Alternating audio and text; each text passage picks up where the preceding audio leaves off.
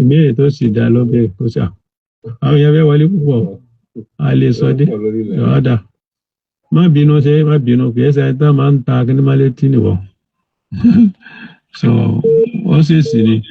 Salamu alaikum. Alaikum salam. Ẹ kú ètò. Naam.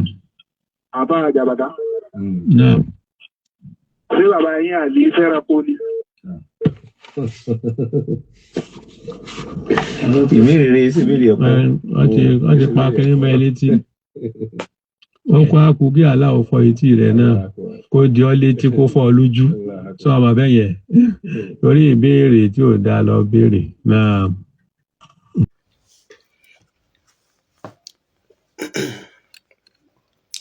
Alhamdulillah. Adúpẹ́ fún Allah subhanahu àtọrọ kí a ti gẹ̀fà Nábì Muhammad sallallahu alaihi wasallam. Ike Allah azza wa jalla àtọrọ alẹ́ jẹ́ tán rẹ̀ kọ́ mọ́ bá Nábì Muhammad kó mọ́ bá wọn rà lè rẹ̀ kó sì mọ́ bá wọn sàhábà rẹ̀.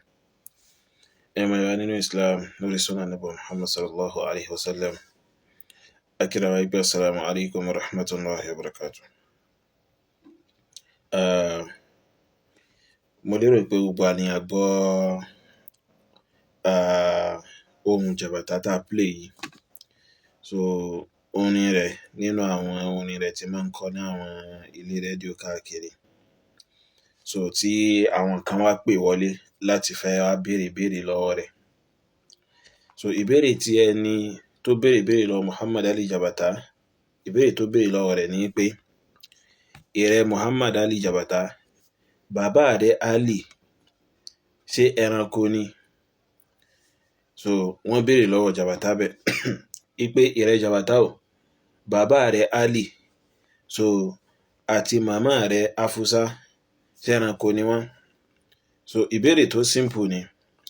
Ìdí tí ẹni tó béèrè yìí fi béèrè ìbéèrè yìí lọ́wọ́ Muhammad Ali Jabata yọmọ nínú ẹ̀sìn wa òun ni pé so mi ò fẹ́ kẹ́ rí bẹ́ẹ̀ ni pé bóyá à ń bú òbí Jabata là. So kí n sọ ìdí tẹ́ni yìí fi béèrè yìí lọ́wọ́ Jabata lórí rédíò. Ìdí ni pé Jabata ti ṣe fatuwa fáwọn ọmọ ẹgbẹ́ rẹ̀. Jabata ti pàṣẹ fatuwa fáwọn ọmọ ẹgbẹ́ rẹ̀ ipe ẹranko làwọn òbí àwọn. So nítorí pé ẹ mọ̀ pé ẹnikẹ́ni tó bá fi lè wà nínú ẹgbẹ́ Jabatíyà òbí rẹ̀ gbọ́dọ̀ jẹ́ kèfèrí. Ó gbọ́dọ̀ pè àwọn òbí rẹ̀ ní kèfèrí, ó sì gbọ́dọ̀ pè wọ́n lẹ́lẹ́bọ. Àyàfi tí àwọn òbí rẹ̀ bá wà nínú ẹgbẹ́ Jabatíyà nìkan ló kù. Oye àìjẹ́bẹ̀ tí wọ́n bá sínú ẹgbẹ́ Jabatíyà wọ́n di kèfèrí, wọ́n di ẹbọ. Babalá cultist ni ẹgbẹ́ yẹn. Oye babalá ẹgbẹ́ òkùnkùn ni.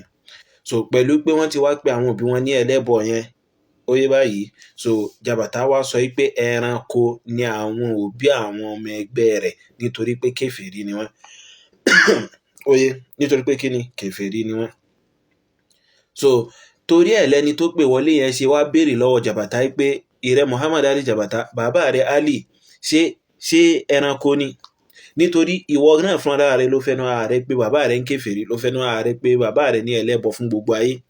Ó ní ẹlẹ́bọ ni wọ́n bí àwọn bàbá àti ìyá àwọn ọmọ ẹgbẹ́ rẹ̀ yòókù náà ṣe jẹ́ ẹlẹ́bọ. Oye wọ́n ṣe jẹ́ kèfèrí bẹ́ẹ̀ náà ni bàbá rẹ̀ náà ṣe jẹ́ kèfèrí gẹ́gẹ́ bó ṣe fẹ́nu ara rẹ̀ sọ. Wọ́n wá béèrè lọ́wọ́ rẹ̀ pé ṣé bàbá rẹ̀ Ali ṣé ẹranko ni? Ó wá ń bínú. Ó wá ní kí wọ́n pa fóònù mọ́ òǹtọ̀hún létí. Ó tún wá ní kí wọ́n pa fóònù mọ́ òǹtọ̀hún létí tán o. Àbí ó ní kí wọ́n pa fóònù mọ́ òǹtọ̀hún létí nìkan o. Ó tún wá ń ṣẹ́ ìpè fún òǹtọ̀hún ipe fóònù ni wọ́n pa mẹ́ létí yẹn o. Ó kú ká lọ́bẹ̀ ẹ̀dà kó fọ́ etí rẹ̀ kó sì fọ́ ojú rẹ̀. Ó tún wá ń ṣépè fún òǹtọ̀hún. Àṣé ó dùn ọ́. Ó sì ń fún àwọn ọmọ ẹgbẹ́ rẹ̀ fatuwa pé kí wọ́n mọ̀ pé àwọn òbí wọn lẹ́ranko pé ẹranko làwọn òbí wọn jámọ̀ kankan.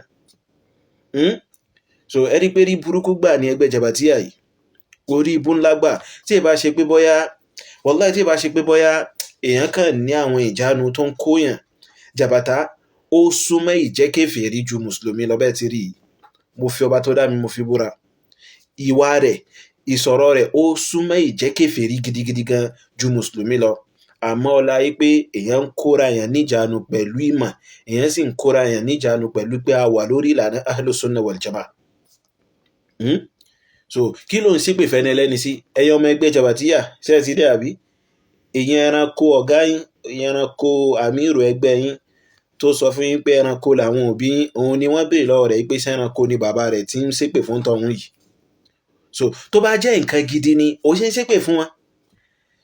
ó yẹ kínú rẹ̀ tiẹ̀ máa dùn nínú ipe ipò tiẹ̀ dá fún ọba àwọn ọmọ ìwà àwọn òbí Muhammad Ali Jabata ipe ẹranko ni wọ́n wọlé ó yẹ kó tún yẹn nìyẹn ni kó kí ẹnìyẹn kú iṣẹ́ takuntakun ó yẹ kó kí wọn ní iṣẹ́ takuntakun kódà tó bá ní chẹ́ńjì kan lọ́wọ́ ó kàn lè bùn ẹnìyẹn kí wọ́n fi ṣe káàdì àmọ́ àwọn lè fi má fẹ́ gbà bóyá lọ́bẹ̀ ẹ̀dá ó ṣe ìgbàláyè arzikì fún wọn Allahu a'lam so àmọ́ iṣẹ́ takuntakun lẹ́nìyẹn ṣe pẹ̀lú pé nìyẹn wá rán ẹ létí pẹ̀lú ìbéèrè lọ́wọ́ rẹ̀ pé ṣé ẹranko ni bàbá rẹ̀ Ali so inú rẹ̀ wá ń bàjẹ́ so bí Jabata ṣe rí nù ẹ rí i pé Jabata kìí mú ẹnikẹ́ni tó bá ti jẹ́ fámílì rẹ̀ bóyá ìyá àbí bàbá Jabata yìí lè mú wọn kó ṣe kíni kó máa sá wọn wẹ́lẹ́wẹ́lẹ́ bí ṣe máa ń sá àwọn èèyàn wẹ́lẹ́wẹ́lẹ́ so èyí àbúrò rẹ̀ Afa Abdullahi Jabata ọjọ́ wo lẹ rí kí Jabata kó mú kó wá máa lálà sí ìgbésí ayé rẹ̀ ẹ lè rí